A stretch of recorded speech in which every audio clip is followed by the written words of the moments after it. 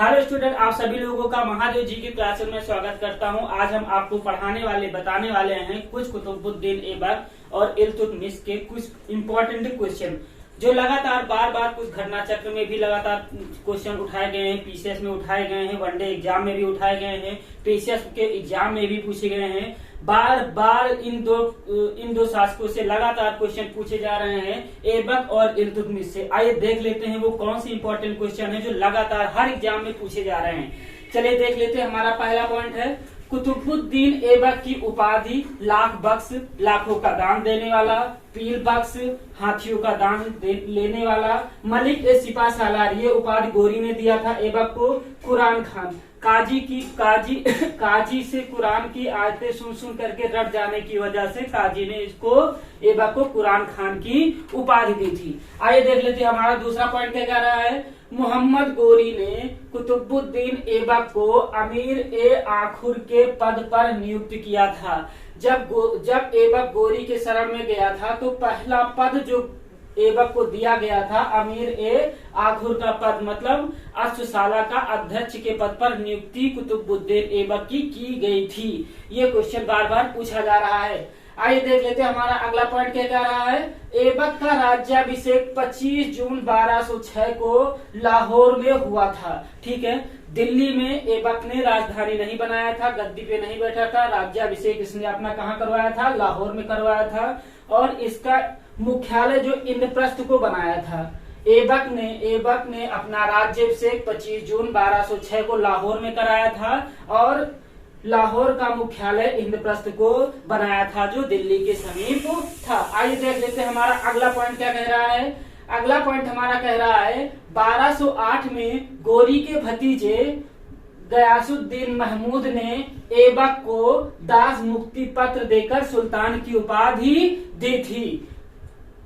गोरी के भतीजे गयासुद्दीन महमूद ने ऐबक को दास मुक्ति का पत्र प्रदान किया था और सुल्तान की उपाधि भी धारण की थी। हालांकि ऐबक ने मलिक एवं सिपा सालार की उपाधि से ही संतुष्ट रहा। आइए देख लेते हैं हमारा अगला पॉइंट।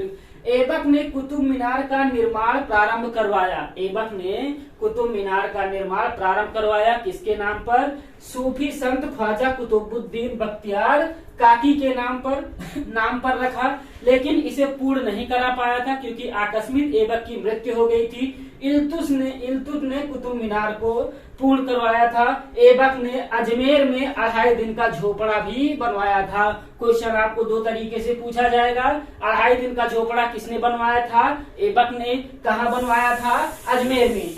आइए देख लेते हैं हमारा अगला पॉइंट क्या कह रहा है। हमारा अगला पॉइंट ये कह रहा है, नालंदा जो बिहार में विक्रमशिला ओदंतपुरी विश्वविद्यालय को नष्ट बख्तियार खिलजी ने किया था। बख्तियार खिलजी ये भी गोरी का एक दास था। इसने नालंदा विक्रमशिला ओदंतपुरी विश्वविद्यालय को नष्ट कर दिया था। क्वेश्चन आपसे पूछा जाएगा, नालंदा विश्वविद्यालय को नष्ट किसने किया था, विक्रमशिला विश्वविद्यालय को नष्ट किसने किया था, ओदंतपुरी विश्वविद्यालय को किसने नष्ट किया था। तो सभी का आंसर क्या हो जाएगा, बख्तियार खिलजी। ये गोरी का एक दास था। आइए देख लेते हैं अगला पॉइंट हमारा क्या कह रहा है। कुतुबुद्दीन ऐबक की मृत्यु लाहौर में हुई थी, 1210 में हुआ था। चौगान खेलते समय घोड़े से गिरकर मृत्यु हो गई थी। या हम सीधा सीधा कह सकते हैं ऐबक की मृत्यु कहाँ हुई थी, लाहौर में 1210 में। चौगान जो एक तरीके का पोलो जो अंग्रेजों द्वारा आज के दौर में खेला जाता है, उसी से घोड़े से गिरकर ऐबक की मृत्यु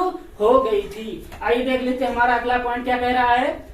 हमारा अगला पॉइंट कह रहा है कि ऐबक के दरबारी कवि जिनका नाम था हसन निजामी। ये पॉइंट याद रखिएगा क्योंकि क्वेश्चन बार बार पूछे जा रहे हैं।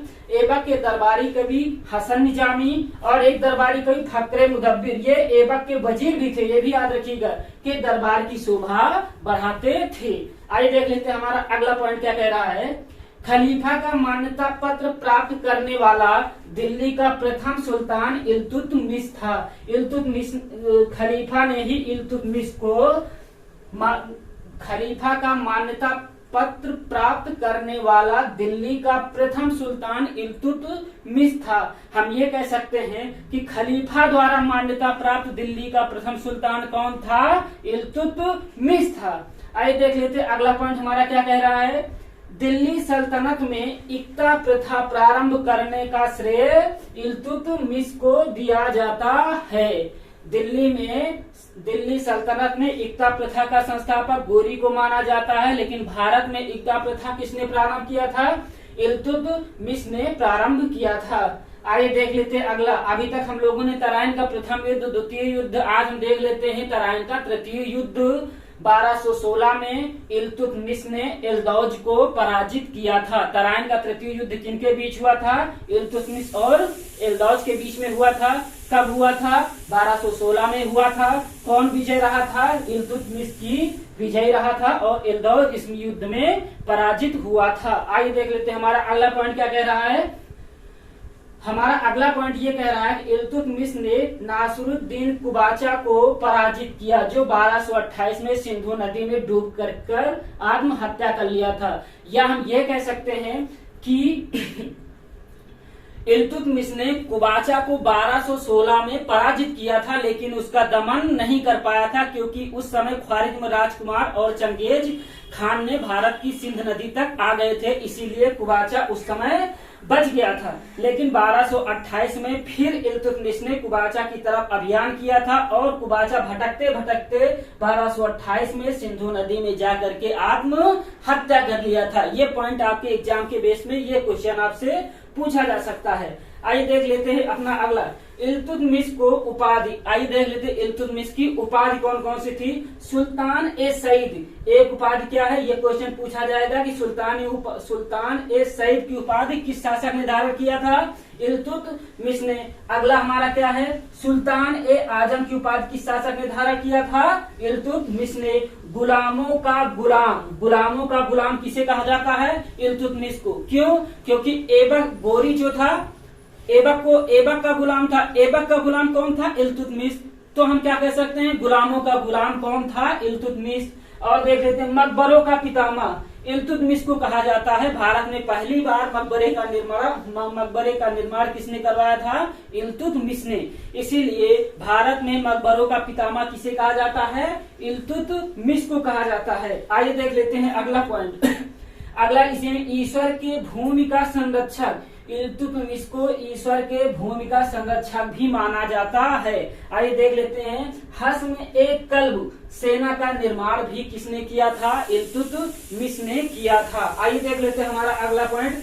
इल्तुतमिश ने चालीसा दल का गठन किया था। इल्तुतमिश ने चालीसा दल का तुर्क अमीरों का एक दल बनाया था और उसी को चालीसा दल में गठन किया था। आइए आगे देख लेते हैं। इल्तुतमिश ने अरबी सिक्के, चांदी का टंका और तांबे का जीतल चलाया था, याद रखिएगा। एक लास्ट पॉइंट देख लेते हैं। इल्तुतमिश ने मिनहाज एवं ताजुद्दीन, मिनहाज को और ताजुद्दीन को संरक्षण दिया था। इसी के इल्तुतमिश के समय में ही तिब्बती भिक्षु धर्म स्वामिनी नालंदा आया था।